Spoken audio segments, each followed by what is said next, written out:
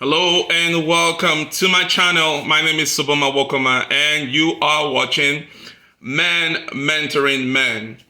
This is a channel where we talk about all of men's problems spiritually, emotionally, financially, psychologically, building the complete man. We believe every man needs a coach. We're providing you resources so that you can live the full life that God has created you to be, so that you can live like a king in the 21st century. Let's talk about fear today. Fear. The matter of fear is something that's been with us for all of creation, and we all as men feel fear. We feel fear, it impedes on us, it affects the way we live our lives, it manifests in different ways, even when we do not acknowledge that we are fearful, even when we do not acknowledge that we are scared. We manifest different things in our lives. We do things that show that we're living in fear. So where did fear even come from? And I'm going to be looking at fear from a spiritual perspective. It's an emotion that is widely known, widely studied, and so I am not covering the breadth of that topic. I just want to look at this from a spiritual perspective, the origin of fear, and what fear does to us, right? First of all, fear was never God's plan for man. Fear wasn't part of God's creation for man. Well, man wasn't designed initially to exhibit fear or to live in fear. We see the first instance of fear in Genesis 3, where Adam was asked, where are you? Where are you? And Adam confessed that I heard you, talking back to God, and I was ashamed and I was fearful. I was afraid and I was ashamed. So shame and fear are two things that developed out of sin. Fear and shame are two things that Adam came into acquisition of, what Adam developed because he sought the knowledge and wisdom outside of God. And this hasn't stopped, right?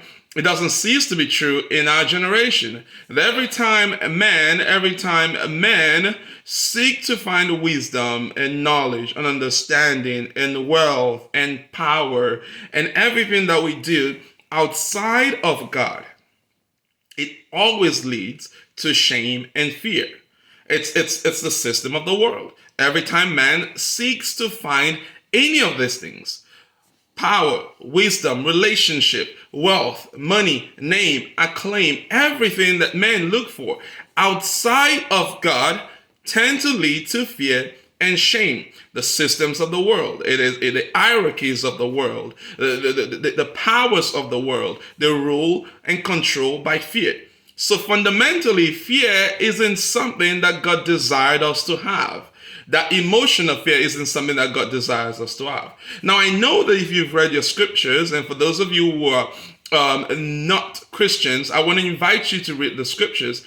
First Timothy talks about, God hasn't given us the spirit of fear. It's given us the spirit of power, love, and a sound mind.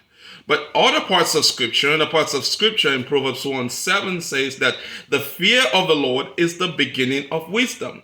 The question then is, how do we marry these two together? What's going on here? How's the fear of God, the beginning of wisdom, yet God doesn't give us the spirit of fear? How do we reconcile this? Well, first of all, fear of God isn't, the fear of trepidation. It's not the fear that paralyzes you. It is a reverence for God. It is a worthy reverence. It's a worship to God. And yes, we can fear God. And there's been time in history where, people had fear for God. But God's heart is that we reverence him. God's heart is that we worship him.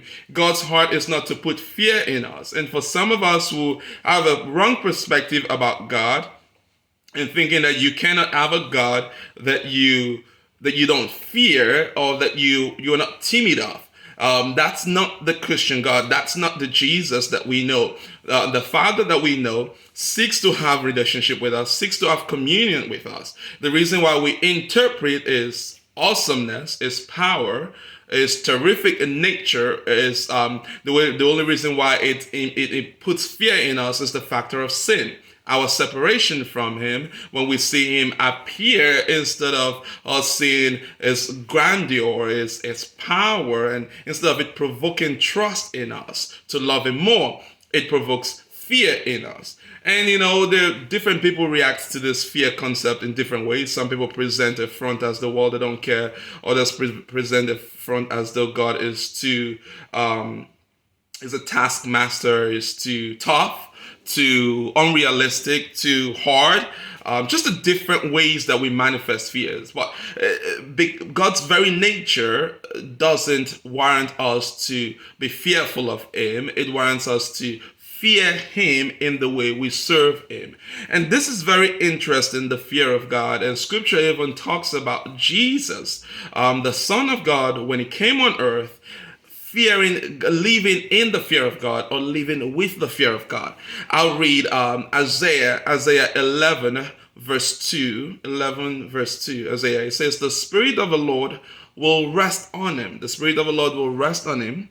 The Spirit of wisdom, the Spirit of understanding, the Spirit of counsel and strength, the Spirit of knowledge, and the fear of the Lord." And this is a prophecy of Isaiah on the Messiah, about the Messiah Jesus coming.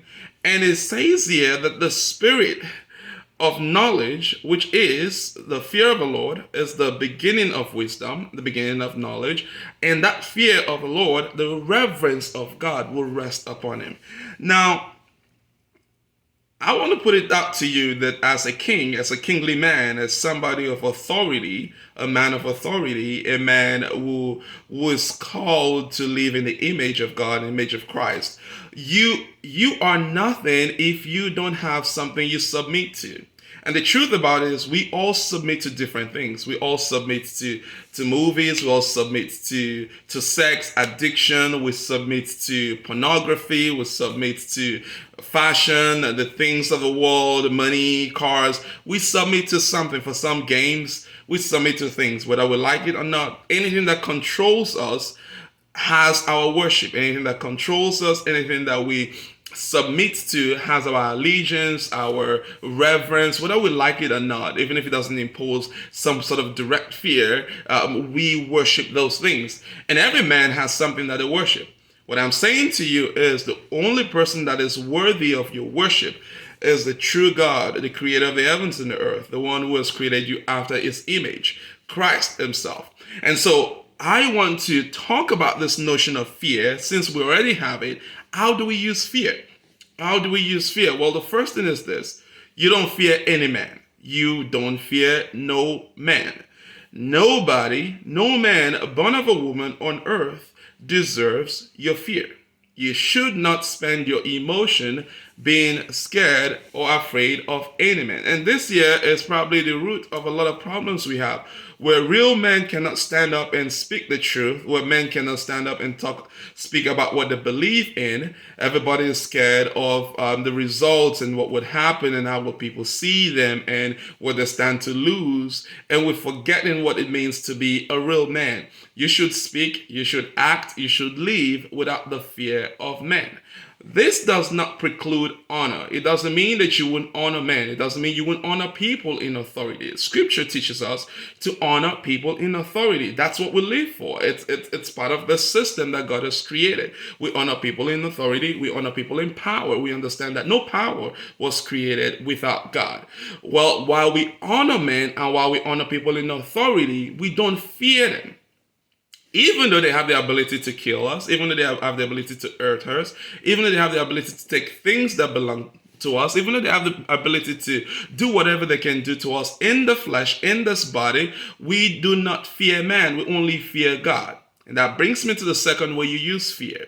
Every fear, every emotion, every ounce of fear that you feel can be or should be directed to God. The only person that you should reverence, is God. The only person that you should worship is God.